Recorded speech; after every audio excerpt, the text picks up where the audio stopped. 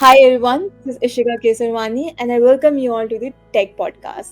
Today we're having Rik Hepworth with us. He's the Chief Consulting Officer at Black Marble and he's the Microsoft Azure MVP. Along with this, he's also a Microsoft Regional Director. We're so happy to have you in our podcast. Thank you so much for joining us. Maybe we can first start with getting to know more about you. Sure. So, I mean, it's great to be here. It's great to be asked more about me. So, as you can tell from the grey hair, I've been in IT a long time. I work for an organisation who are development specialists, and we also do a lot of consultancy around DevOps and cloud migration to help our customers be better themselves, their own internal dev teams. I'm an IT pro by trade, so I've been here a very long time, starting with, I think I go all the way back to DOS 3 and Windows 1. Big PCs, stringing cables around the rooms. I've done a bit of everything from building PCs through to installing network cabling, doing routing, all that kind of stuff. But the other thing that you might find interesting is I don't have any kind of computing degree. I didn't have an IT background before I left university. I did management. So I moved from doing a management degree that was a great education to working on IT that I loved. And everything that I've then learned and done over the years has been taught by the people I've worked with, the people that have mentored me, and frankly, just playing with the stuff that I love, right? Amazing. So, as you said that you're not from a IT background, so what really got your interest to, start working in it initially? So again, kind of just because of how old I am. When I was a kid, the first computer I ever got to play with was a ZX81 with a 16K RAM pack. And I was also lucky enough that the BBC back in the 80s did this program of education where they created a computer for UK kids. And that really got me interested in computers and writing programs and software. I used to write things in BBC Basic all the time. And then I was also really lucky that when I was at grammar school, my form tutor was also the IT teacher. So all the computers that were in the school to learn on were in my classroom, which meant every time I rolled up in the morning, before we even started school, he let us play with them is the wrong word. He let us literally install them, manage them, build them with him. So I really got that passion for managing computers, not necessarily writing software to run on them, but I really enjoyed them, making them tick, wiring them together, putting the bits in them, making them go faster. And then again, I was really fortunate when I was at university that I met the people at my university who managed all the computers. So while I was doing my management degree, I was also then moonlighting, if you like, helping out in the computer center, again, building and helping manage the computers that I then used my education. And at one point, I actually thought, you know what, I'm going to stop doing a management degree and I'm going to go and do comp sci.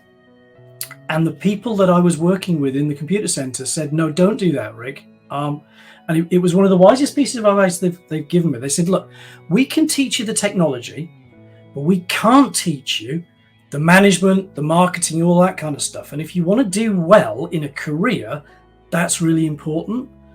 And I'm forever thankful to them for that one, because actually now, as chief consulting officer, most of my time is actually spent managing. It's spent dealing with people, it's spent dealing with customers. I'm involved in marketing, I'm involved in PR, I'm involved in all kinds of stuff that actually that management degree was incredibly useful for. And I think if you're doing a comp sci degree or software engineering or anything like that, if you have the opportunity to learn about the non-technical bits, presentation skills, management, marketing, anything like that, it will be really good for your career.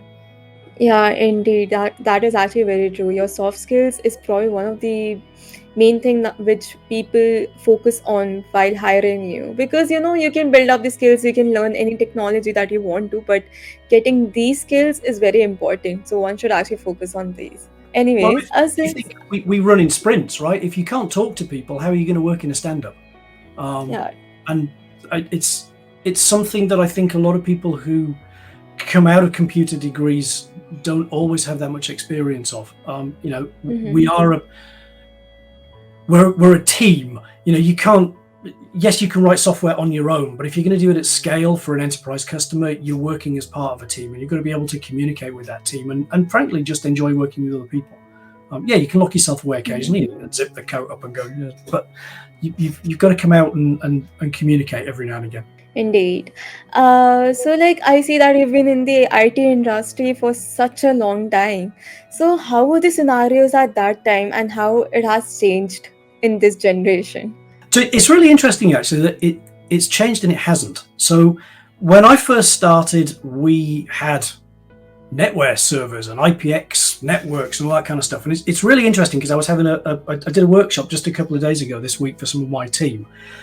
And everything that you do in cloud now, I find it so useful to have done all of that older stuff back when I did, because I understand a lot of the concepts that are important. So we used to have to, we built machines, we cabled them together. We were concerned about how long it took to communicate between one server and another. And we had to do all kinds of things to diagnose if one wouldn't talk to another. And as we scaled our networks and started running things between buildings, we got other interesting problems like, routing.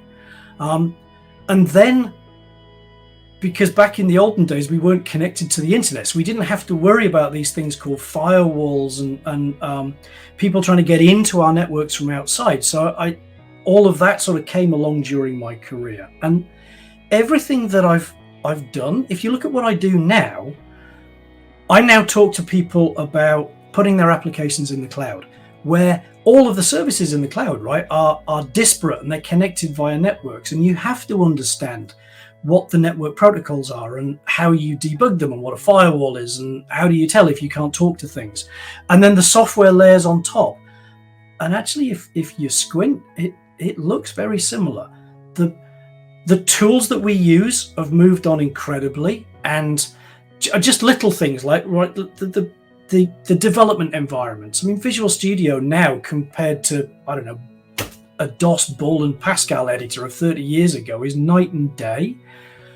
But I think a lot of older developers and IT pros I encounter are really worried that this thing called cloud is going to put them out of a job because they don't have the skills they need.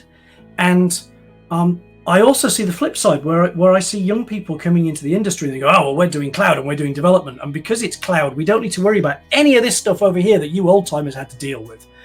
And neither of those are true, right? The old timers still have a purpose because we exist to tell you what it was like back in the day and why you need to understand networking and how you do all of this stuff. And the youngsters are there with their enthusiasm to pull the old timers forward and say, well, yeah, you did it that way in your time, Grandad, but if you actually just do this, it's something similar, but it's a new tool and it's quicker and it's easier and everybody can work together for a better whole. I believe that really strongly, actually. I think a lot of people these days say, technology isn't anything like it used to be. And no, it isn't. I have more power in my watch than in some of the early PCs I used to work with. But the actual concepts that we're working with have been pretty static for, well, I've been in IT now for 30 years, full-time and working. And an awful lot of what I learned early on is still relevant. And an awful lot of the old books I've got, I still get out now and again and show to people. There are documentation and examples of how things used to work around things like authentication that actually are still incredibly relevant, even if you're looking at things like OAuth and the new standards of authentication. A lot of the patterns are the same. And if you understand the old ones, it can actually help you understand your new ones. It's one of those ironic things that sometimes if you learn about the history of computing, it helps you more with the stuff you want to do now. Indeed, that makes actually sense. Like, if you don't know how the concept works, how are you exactly going to work on it? People will just go through one course and then they'll just call themselves a cloud person. But then again, you really need to, keep your concepts very clear and precise before starting with something. So, yeah, totally agreed. Also, can you tell us a bit about your journey in becoming a Microsoft MVP and how it has helped you out and the opportunities you have received being a MVP? Sure. So um, it is worth saying. So don't get me wrong. I love being an MVP. But what people need to remember about a Microsoft MVP is it's a reward for stuff that we do in the community. And I would do that stuff in the community for the community, regardless of whether I was a Microsoft MVP. So when I were a lad, back to personal skills again, right? I was made to do presentations every single day of my university life, which means that standing up in front of people and telling them about what I've learned and trying to articulate things to other people and hopefully make them clear and understandable is something that I find quite natural and I'm not nervous about at all. And I've always, well, historically, I have been one that would write down what he was doing, and I'm all about sharing knowledge. So for many years after I started working at Black Marble, I would speak at community events and user groups. We organize community events and conferences.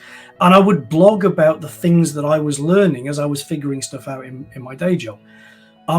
It turns out that if you do that about Microsoft stuff, that's exactly what the gateway is to the MVP program. And the interesting thing is that when I first started doing all of that, because I'm a generalist, it was very difficult for the MVP program to say, yes, Rik, you are an MVP in, because I did Windows Server and SharePoint and. And then Azure came along. And Azure was great because it allowed me to stay being a generalist, but so long as everything was running in the cloud, I had this one channel. And I was fortunate enough to be an Azure MVP maybe sort of 5 years or so into when Azure came into being. So I think it was 2017. Hang on.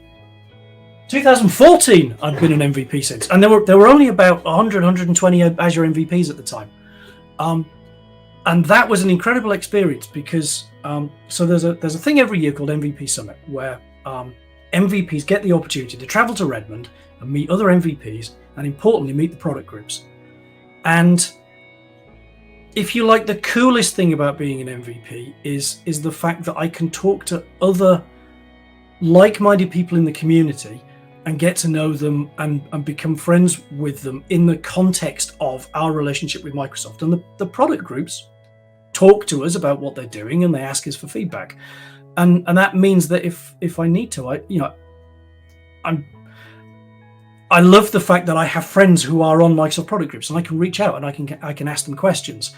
And I fold all of that back into my relationship with the community because I can create content that helps the community pick up the new technologies, but I can also help my customers.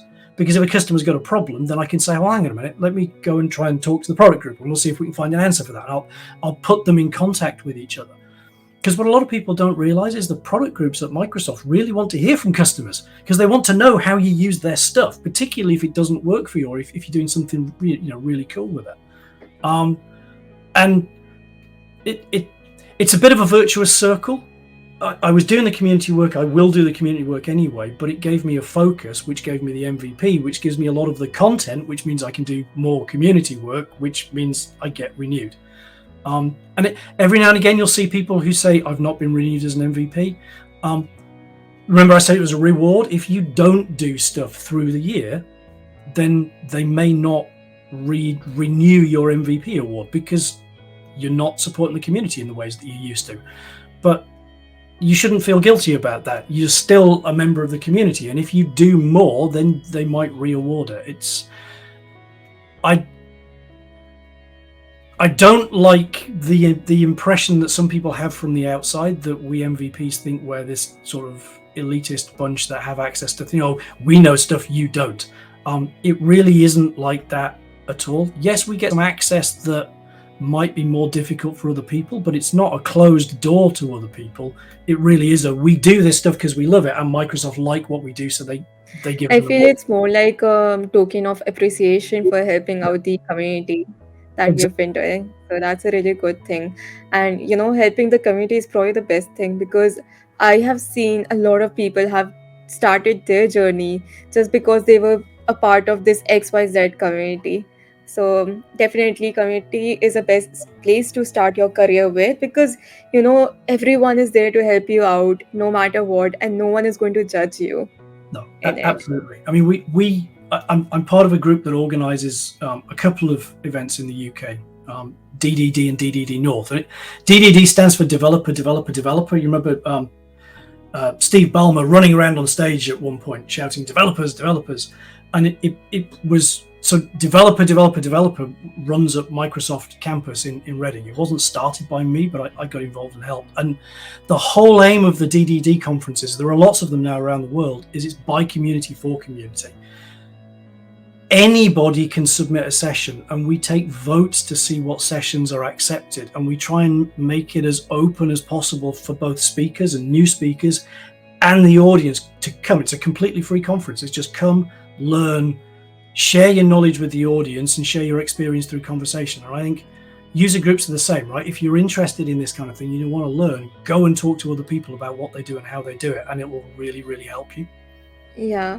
Also, you were one of the organizers, or you were the organizer for the Global Azure program, right? Yeah. And you had collaborated with MLSA in this. Yes. So, So again, I'm one of the organising committee for Global Azure. But okay. again, to stress that Global Azure is another by the community for the community. So it's been going now for I think 12 years. It was founded by again some people that I'm proud to call friends, of Mm-hmm. whom several like Magnus Martens and David Rodriguez are still involved. And the idea of Global Azure is it started as a one-day event, and we worked quite closely with Microsoft to try and get sponsorship and engagement from them to help. But it's actually all about the community. So pre-COVID, around the world, MVPs and other members of the community would organize events on the same day, all about Azure. And Microsoft would help us out by providing lunch, and they would give things like an Azure Pass for all attendees. So you get a bit of Azure credit to do stuff. And those events could be whatever the organizers wanted them to be. Some of them did sort of workshops and training and boot camps, and some of them did presented content. And we tried to do a science experiment in the background where we would use Azure to try and do things for good, like protein folding or processing data for cancer research, that kind of thing. When the pandemic hit, we had to change a bit, so we went online, and we said, okay, well, anybody, literally anybody, can submit a session to our call for papers, host it themselves, stream it themselves, and we will sort of collect that list. And we had over 500 people in that first year do sessions around the world, literally across the whole world, all 6 continents, well, apart from Antarctica. It's terribly disappointing. The Antarctic research people just don't seem to want to play ball, This year, as COVID started to lift, we went hybrid. So we kept the online, and we really happily got back in some of that in-person stuff. And in countries like India, for example, I think there were half a dozen in India, camps around the country that were organized by various bits of the Indian community.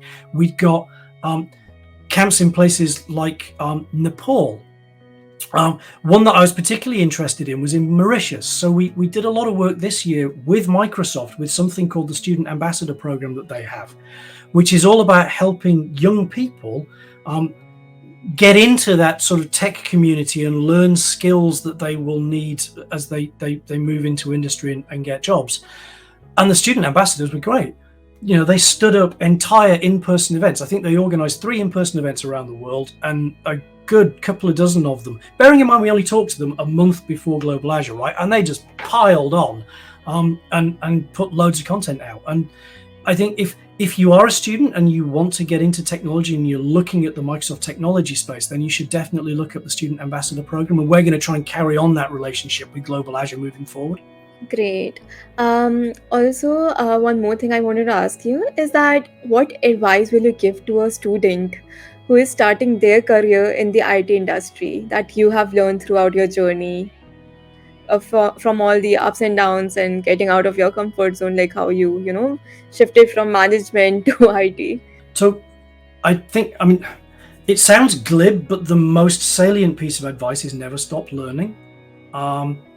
If there's one thing that has been true for the whole of my career, it is that in 3 months' time there will be something new and different, and in 6 months' time they'll have stopped doing something that we thought was the way we all ought to do it forever. And I think actually that's one of the things about IT and development, right? That it appeals to those of us who want to be on a moving car, trying to deal with it while it's going as we learn new stuff and keep working at it. But the other thing that I really want to get across, I mean, I mentioned it at the start, right? Just because you are a developer and you sit in front of a PC all day does not mean that you're not talking to people. And if you're a security specialist, you've got to be able to articulate to your team, your managers, your customers, what it is that the problem is and why they need to do something. Those soft skills, those communication skills, a lot of people forget, and sadly a lot of institutions don't teach. So the community is a great way of helping do those, right? Do lightning talks, 10 minutes, that kind of stuff at user groups if you get the chance. Do a podcast like you're doing, just start talking to people, start expressing things to people, build those communication skills. If you can combine the two, technical knowledge and a passion for learning, and the ability to communicate that knowledge to other people and listen to what people need and turn it into the solutions that you build with that technical knowledge, you'll go far in IT and technology, because those are the two halves of the whole. Amazing. I guess with this, we can end up today's session. Thank you so much for joining us and sharing your journey. It was indeed a very insightful session. And thank you to all the listeners who joined us. And stay tuned because we're going to come up with many more videos like this. Have a good day. Thank you very much for having me. It was a pleasure.